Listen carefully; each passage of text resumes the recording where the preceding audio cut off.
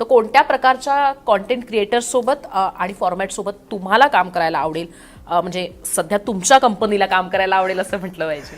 तर मी तर असं म्हणतो प्रोड्युसर्सना, कॉन्टेंट क्रिएटर्सना, की तुम्ही आमच्याबरोबर निगडीत होऊन देखील आम्ही को प्रोड्यूस करू शकतो.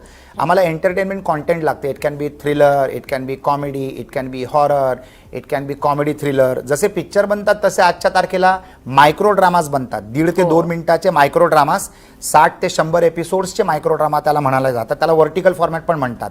म्हणजे डॉक्युमेंटरीज, व्हर्टिकल फॉर्मॅटमध्ये मायक्रो ड्रामास, म्हणजे एक एपिसोड 1.5 ते 2 मिनिटाचं. आणि असा एक शो, वेब सिरीज ज्याला आपण म्हणतो, हा मायक्रो ड्रामाचा वेब सिरीज आपण म्हणू शकतो 60 ते 100 एपिसोडचा असतो. जर मी ते एकत्रित आणलं तर साधारणतः 120 ते 180 मिनिटाचा एक पूर्ण शो बनू शकतो.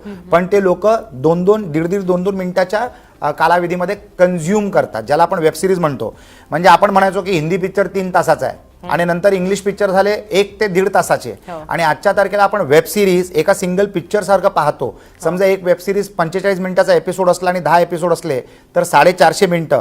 पण असे कितीतरी वेब सिरीज आपण पाहिलेले आहेत जिथे लोक रात्रभर जागतात आणि पूर्णच्या पूर्ण वेब सिरीज एका गो मध्ये बघतात. म्हणजे आज जमाना असा झालाय की शॉर्ट फॉर्मॅट झालंय 1.5 ते 2 मिनिटाचं आणि एक पिक्चरची कालावधी झाली आहे 8 ते 10 तासांची, 6 ते 10 तासांची. म्हणजे it is depending on the consumer. Podcasting जे अगोदर 20 मिनिटाचं असायचं, आज लोक पॉडकास्ट 5-5, 5.5, 6 तासाचे पॉडकास्ट पाहतायत. म्हणजे तुमच्या कॉन्टेंटच्या क्वालिटीवर निर्भर असतं की तुम्ही तुमच्या ऑडियन्सला किती चांगलं पकडून ठेवता.